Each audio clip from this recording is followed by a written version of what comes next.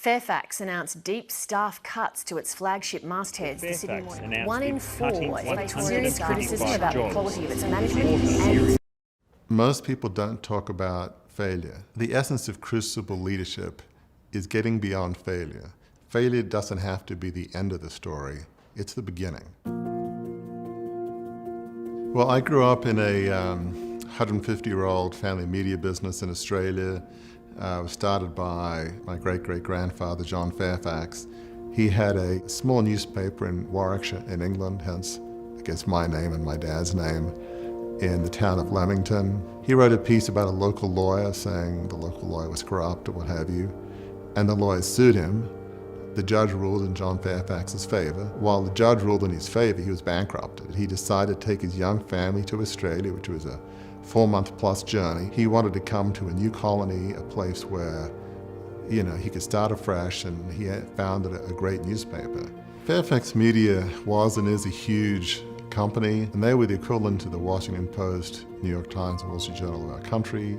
We had TV stations, radio stations, magazines. It was very influential in the society of Australia. When you have newspapers that are the opinion leaders, the influencers, if you're a prime minister, you're going to pay attention to what Fairfax Media says about you.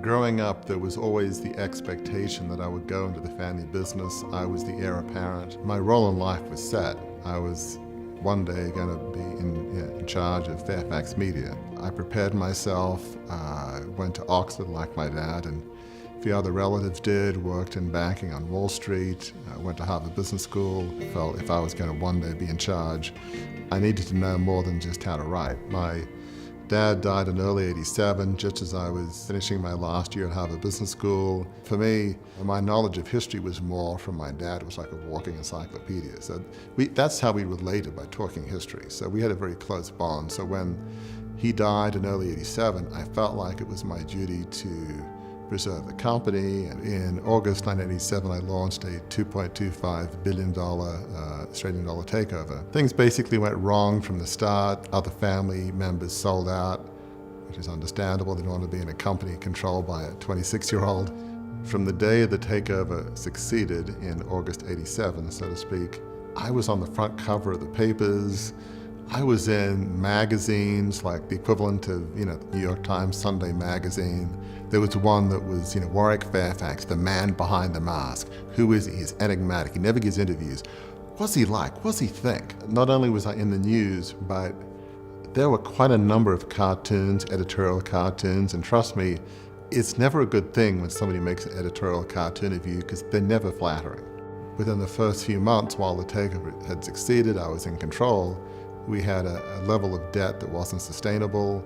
We went on for several years trying to refinance, but in late 1990, Australia got in a recession. I did bring in new management that increased operating profits by 80%, but the debt was so much it really didn't matter what they did. It was unsustainable. So my goal had to been to preserve this 150-year-old family media company for future generations. And what I ended up doing directly led to the company going under. So I had this objective, and what I did, in a sense, undermined it. And I'd let my dad down, I'd let the founder down, my family down.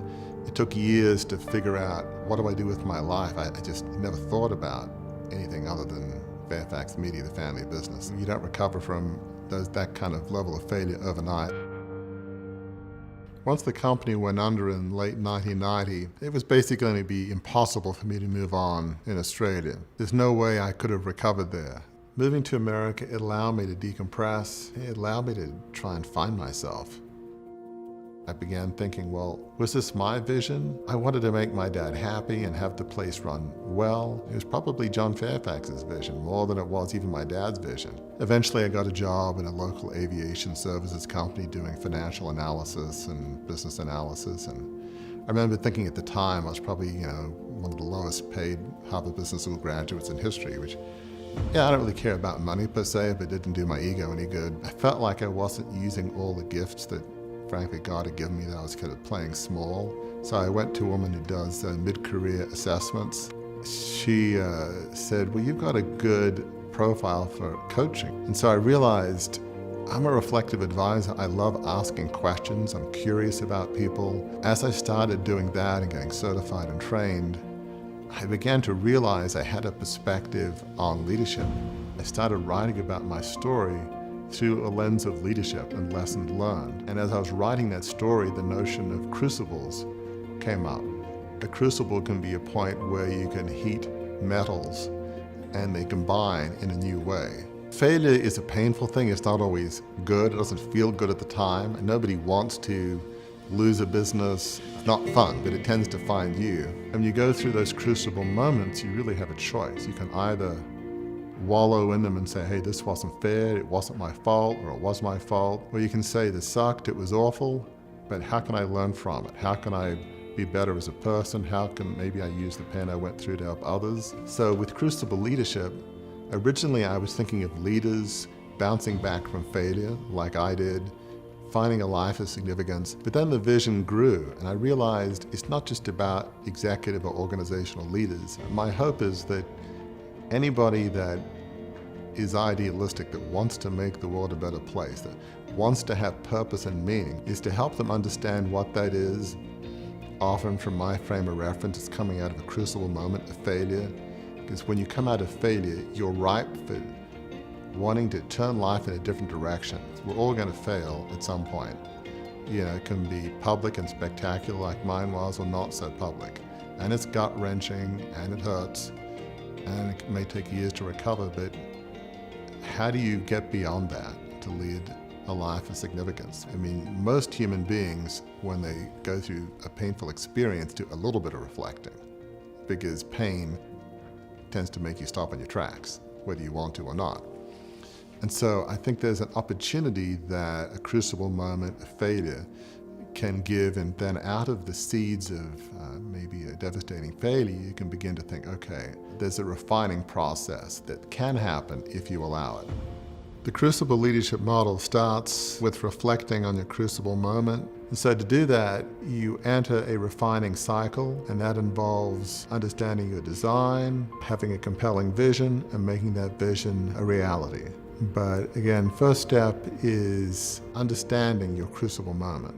So try to figure out, where you are. You want to first understand, well, what happened? Was it my fault? Was it not my fault? What can I learn about myself from that? Then probably a crucial area is, do you know how you're wired? If you asked your friends and family about who you are, would they say the same thing that you say? If there's a disconnect, that could be a problem. You don't move to the next step in the process if you don't understand how you're wired. If you feel like you have a reasonable handle on that, then you start thinking about, well, what am I passionate about? It could be negative. It could be like, what I went through, I do not want another living soul ever having to suffer what I went through.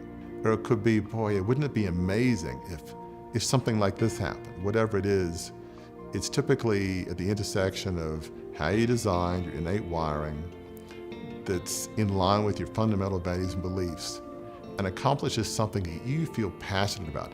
This is important. If you have a vision that you're not passionate about, at least not a vision that's going to succeed, it has to be founded in something that you're off the charts passionate about. When I think about my life now, it's very different. I don't live my life on as grand a scale in terms of being in charge of this big media business that could have a huge impact in Australia. So it's easy to think, well, how does that compare?